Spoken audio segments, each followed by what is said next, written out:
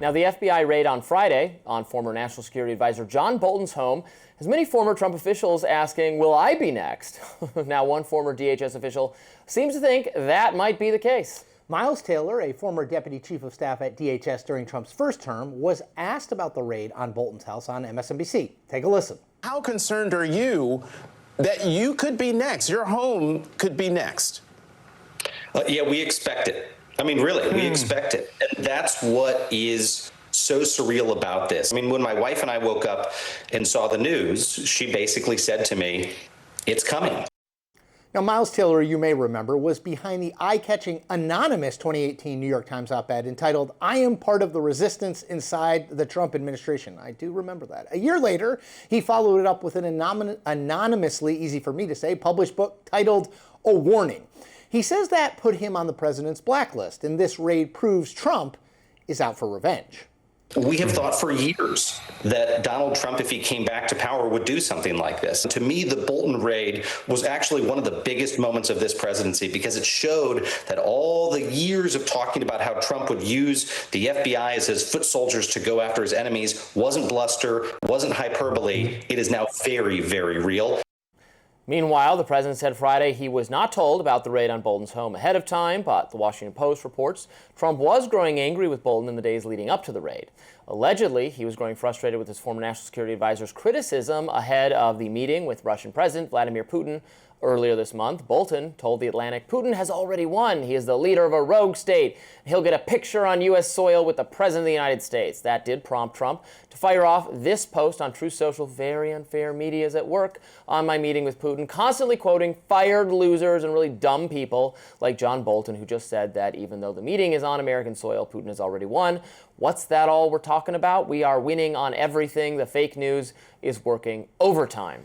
I'll admit I was hoping Robby did his Trump impersonation there, but he didn't. Meantime, J.D. Vance defended the raid of Bolton's home and office on Meet the Press this weekend.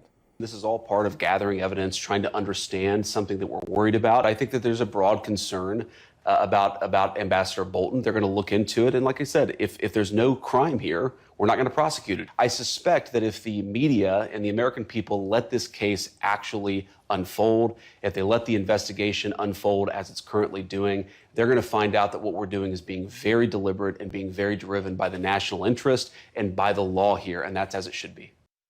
So, I don't agree with John Bolton's views. He's a voice for more military engagement. I think he's wrong on policy. I think he should be afforded every presumption of innocence like any other American. And if this was a wrongful action that's not based in him having stored documents or whatever it is, then he should be fully exonerated. It should proceed no further and he should get an apology. But I obviously can't take the position, and nor does the mainstream media, that no one should ever have their property raided over classified. That's what they did to Trump. Right. That's what they did to Trump. Now, How do you get around that? I would argue that... I don't know if it's political. Might be. I just don't know. Right. Well, we don't know enough yet. I struggle with this. I'm of two minds of this. On the one hand, I do think that probably, and I'm not saying this is right, probably if you're like a senior administration official, just based on the last 10 years or so, if they went looking in your house, you probably have a classified document or two. Sure. Now, that's more of an Pence issue. had it, Biden had it. Right. Trump They're certainly had classifying it. these things in a way that makes it too easy for them all to commit crimes. Exactly. I was going to say, that's really a classification issue more than it's like, ooh, let me take all this classified stuff home, right? But so it's kind of like, are you looking for a crime, and how big of a crime is it if John Bolton has one or two documents that you're like, well, this is classified, but like it's not a big deal. At the same time, we don't know. Yeah. And I think do I think that Donald Trump never said, we got to get that Bolton guy. I'm not saying he said, like, we should raid his house, but, like, the idea that Donald Trump had no clue about this or hadn't set the pretense for it. I mean, come on, like, this is the guy who he openly has said the Department of Justice and the FBI should be more politicized. They should do his bidding more. He got rid of Jeff Sessions the day after the 2018 midterm election because Jeff Sessions wasn't loyal enough to him in Trump's mind. He put people in place, Pam Bondi at AG, Kash Patel at FBI, because they would do what he wants. So I don't think we should be surprised at this. I also don't think we should jump to the conclusion, well, Bolton's obviously innocent and this is a political targeting. Right. Because we like it. He's their friend, even though he's an advocate for like World War III. All the mainstream progressive people love him because he doesn't like Trump. Right. I mean, I'm totally divorced from I don't know. Like, yes, I see the argument of like, yes, he is one of Donald Trump's most prominent critics. He served in the administration. He wrote it. Look, this goes back to, for people who don't know the history, the Trump administration tried to stop him from writing his book called The Room Where It Happened. They tried to stop him from getting profits off of that. Title has not aged well. No. Oh, man. Cringe. Yes, awkward. Awkward at the time, even more awkward now. So this is like a long-running fight between them.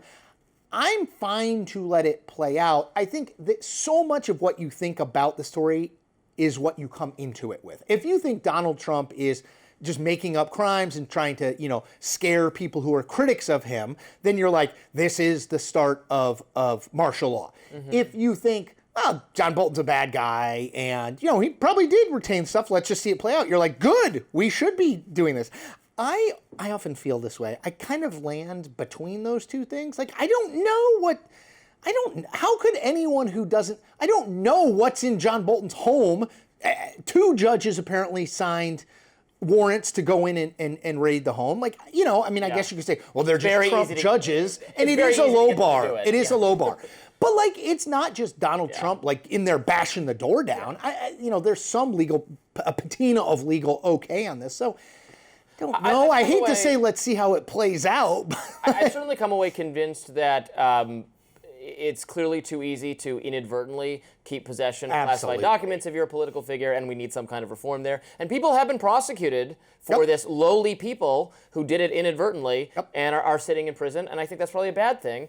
The reason, Trump has tried to make sure that in the second go-round, his second term, everyone around him is absolutely loyal is because of people like Miles Taylor, who bragged in the first administration of that he was going to try to subvert the president's agenda from within.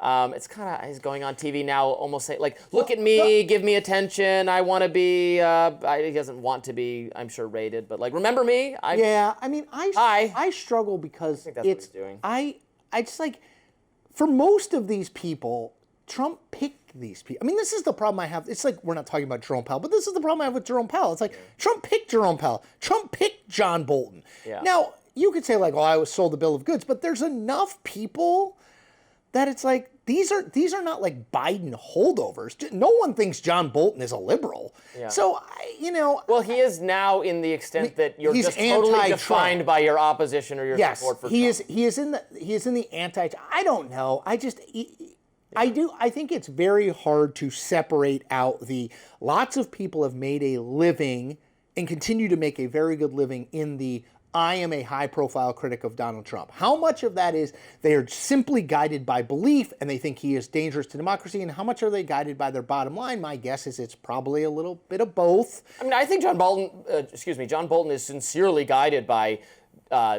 he disagrees with Donald Trump on foreign policy because Donald Trump has been a more restrained voice on the foreign policy stage, and Vance, wanting to not get involved in Vance too, conflict everywhere, arranging for the Afghanistan withdrawal, wanting to normalize relationships with the new Syrian regime, wanting to have this peace agreement between Russia and Ukraine, Azerbaijan and Armenia, whereas Bolton is like, Iran, let's go to war. North Korea, let's go to war. I believe he's advocated for much direct military confrontations with those two nations. So that's very different. So, that doesn't mean he belongs in prison or he did anything wrong, and you should be free to criticize Trump and not have your home raided because of it. So and that's the thing that I keep coming back to. Both of those things are true, what you just said. It's like like if he's innocent, then this is political targeting to make his life uncomfortable. The problem is we have now disqualified all the referees, and so it's like we're never going to really be able to find out if he is innocent or not. I don't think. That's true. No, any verdict will be seen as questionable. People will not broadly accept it either way. They'll accept one way it or the based other on their previous politics, yes. California Governor Gavin Newsom, remember him, is stepping up his Trump trolling game. We will fill you in next. We'll be back right after that.